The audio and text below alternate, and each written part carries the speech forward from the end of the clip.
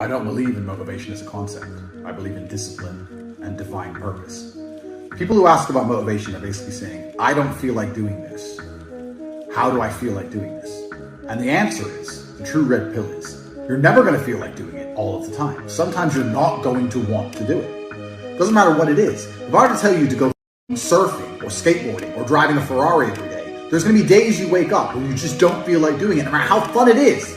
That's life. But if you do not do it when you don't feel like doing it, you will never perform against a person who does it regardless of how they feel. You have to make a decision. Forget about the idea of motivation. Forget about the concept of it. Throw it away and decide who you are. And this is a genuine task for you all to complete. Go look in the mirror, look into your own eyes and decide, am I a fucking loser or am I a winner? Because if you're only going to do what you feel like doing, you are a loser. That is the definition of a loser. A man who only does what he feels like doing is going to lose against the people who perform regardless. If you lose, what are you? A loser. I decided I was a winner, and I knew what it took to win. To win, I have to perform day after day, so I decided I'm going to do this every day, regardless of how I feel.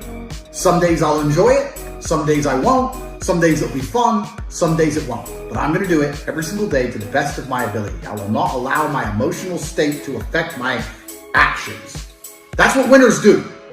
Because let's say you're a professional fighter and you've agreed to fight on the 13th of July. That day comes around. You might feel like fighting. You might feel like kicking someone's ass.